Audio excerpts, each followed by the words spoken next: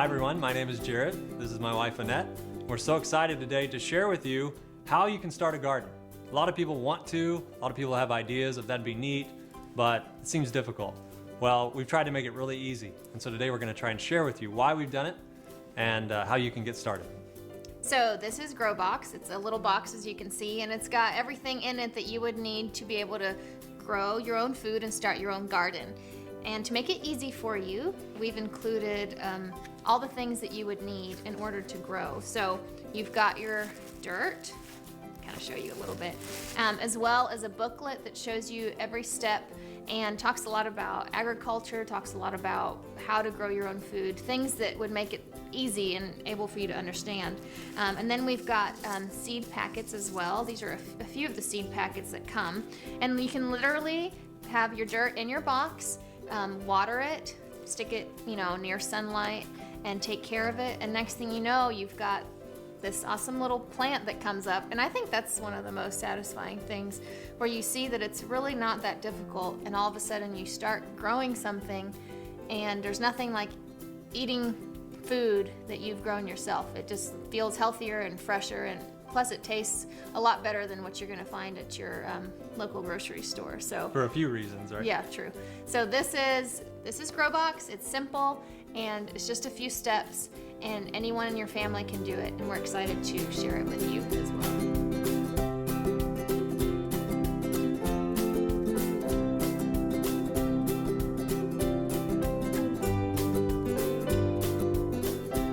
So the majority of us used to be farmers, not too many years ago. But today, few people even know a farmer. And we've advanced in many ways. We can fly to the moon. We've got the entire world of information at our fingertips. But have we really advanced? We can buy any type of food, anywhere, at any time, in most places in North America, or in Europe, and other parts of the world. But is this advancement? And are we getting better because of it? More food is being grown today than ever before. Yet we have more starvation, more people with disease, and it just doesn't make sense. And I think there's a reason for that. You see, let's take the example of a tomato. All you need to grow a tomato is nitrogen, phosphate, and potassium, and you'll get a red tomato. But it doesn't mean it's healthy for you, and it doesn't mean it tastes that good. So what many have done is we've mixed the genetics of, say, frogs, look this up, with tomato genes so that we can pick the tomato green in South America and put it in a refrigerated truck so that a few weeks of shipping keeps it fresh, and then when it gets here on our store shelves, it looks like a tomato and we buy it. But if you've ever had a homegrown tomato, it tastes nothing like that. It tastes like somebody's already put the salt on the tomato, and it's absolutely delicious. So that's what we're trying to get at. How do you get the nutrients back into the soil so that those nutrients get into our food, and then when we eat the food, we get the nutritional benefit like we should? So as we got more and more excited about learning how to grow local food here, we thought, how could you help people with their health around the world? So we started this nonprofit organization, and the first place we went was India. We said, how do we help them get healthy? Well, we're going to help them set up a farm. So we helped them set up a farm near a school. So these kids are learning how to grow their own food, how to prepare it, why it's important to put the nutrients back into the soil so that those nutrients get into the food, you eat it, and you're healthier because of it. From India, they went to Haiti, where they're at now, and proceeds from the GrowBox are going to go to continually help what they're doing, because we realized people need help getting started. So we're going to help them start farms, and here we're going to be starting our own gardens. So with your GrowBox, you're not only learning how to grow local food for you, but you're helping fund someone else learn how to grow their own local food. And then they can sell that healthy food to others, and many people benefit. So as you're growing your GrowBox here, you can know that you've helped someone get started growing their own food somewhere else in the world. And so we feel like we're empowering people around the world to become self-sustaining. That's our big goal. So while many are filling the face of the world with cities, it's time to fill the face of the world with fruit. Let's grow forever.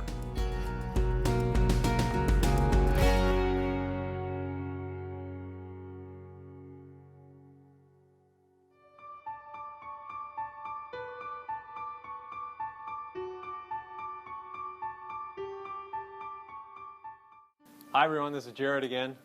So excited now that you've got your GrowBox. We just wanted to take a few minutes to share how to use it, just to make sure you're clear on how to make sure you have success with your GrowBox and growing. Abraham Lincoln once said that the greatest fine art of the future would be the making of a comfortable living on a small piece of land. So the reality of it is, we want you to enjoy your grow box, but we really want you to have that desire to grow more than you can just in your little box. You probably heard some of our reasons for why we started to learn how to grow food, and we're right in the mix of it, and we've got some things that have worked and some things that absolutely haven't. Maybe in a few minutes I can share more with you, but we believe it's an important time to really learn where our food comes from and why you can grow the healthiest food for you and your family. So as we studied, we saw that some of the greatest people, the nobility of the world in history, have been tillers of the soil. So don't think for a second that this is for some country guy who doesn't know much, doesn't have an education. I remember it was Thomas Jefferson that said something like, "No occupation is comparable to the culture of the soil, and no culture as to that of the garden." And Thomas Jefferson was a great man. So we see many examples of that in history. What I've seen is you learn things from the soil that you can't learn from anywhere else. And so over the next few minutes, I'm going to try and keep it short because I'm sure I could blab for hours, to be honest. But I just want to make it crystal clear how you get started, how you go, and just walk you through the process a little bit, share with you some of the things I've learned, and make it easy for you. It was the wise man Solomon from ancient Jewish history in his book Ecclesiastes that said something quite fascinating, that there are no greater joys in life than two things: enjoying one's food and drink and enjoying one's work. And I think gardening can encompass both of those. So what we're going to talk about now is, where do you get started? Okay, now that you want to garden, what do I do next? Okay, so there are two things that are really important with your soil. That is fertility and structure. Fertility is the amount of nutrients the soil currently contains or can contain, and then structure is the layers and particles that make up the soil itself. So there's two components, and a lot of people do soil tests. I think that's a great idea. If you have some soil you can test, like a garden out back, or maybe you can buy some bags of dirt, you can test that even to really make sure that you've got the soil with your nutrients to make food that's healthy and delicious. And you can add things to it and change it up a little bit to make sure that it is all you need to have to grow healthy food. To have healthy soil, sometimes you have to add some things to it, as we discussed. One of the best things to add to soil all the time is compost. And the neat thing about compost is you can make it yourself. There's a little recipe I've learned along the way: green plus brown equals gold. And basically that's things that are freshly grown or more alive.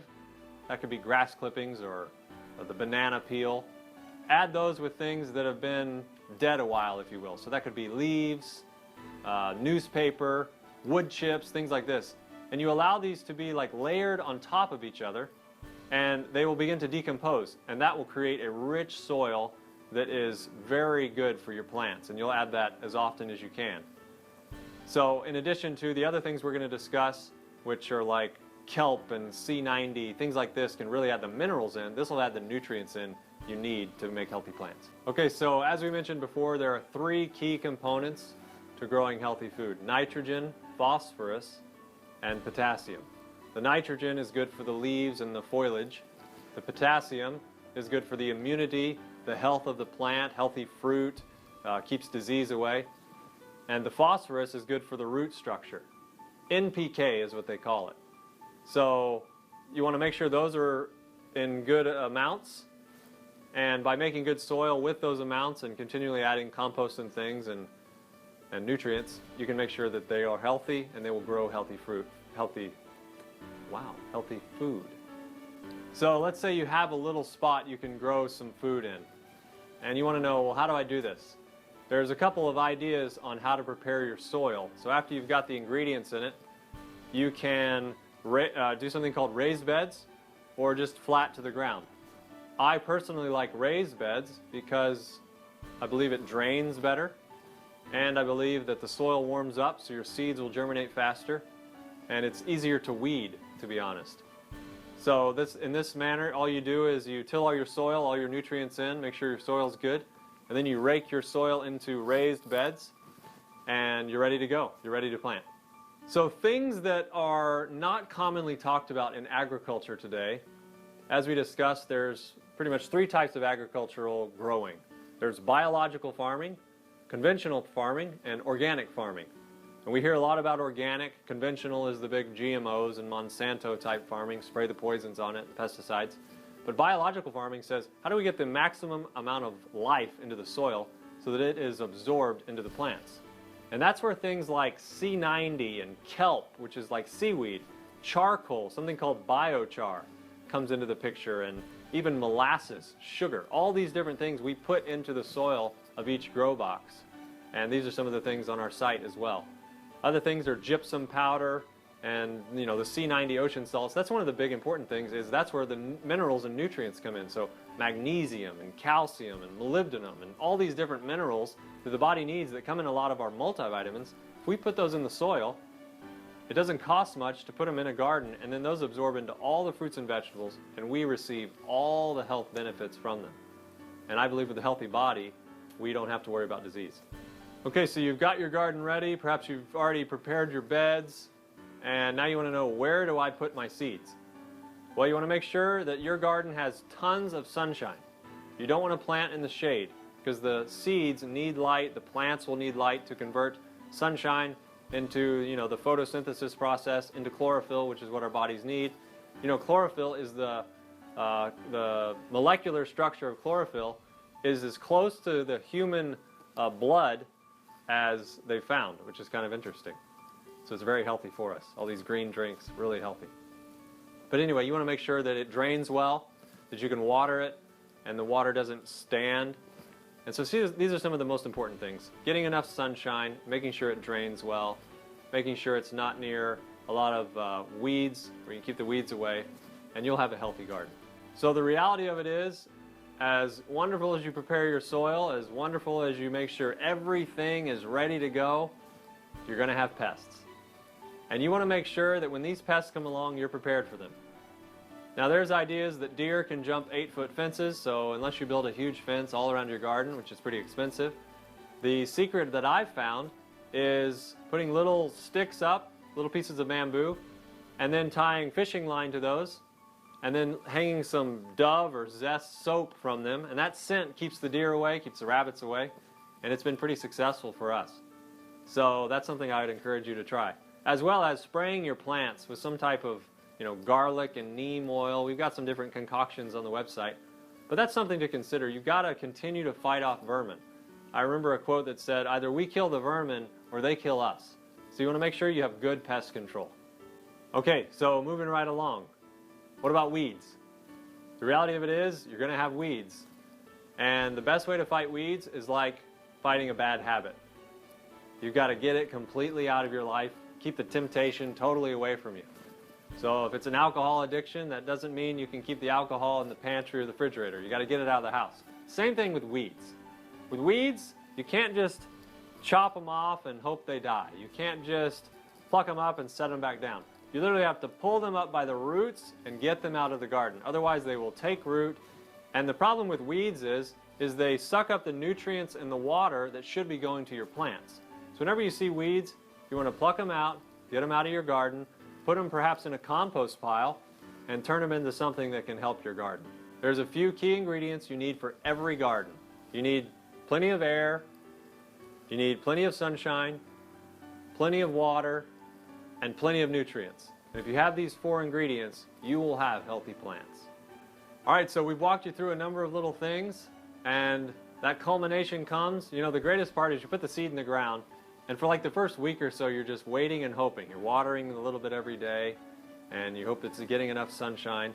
But there is literally something magical that happens in the soil with electrical energy and things.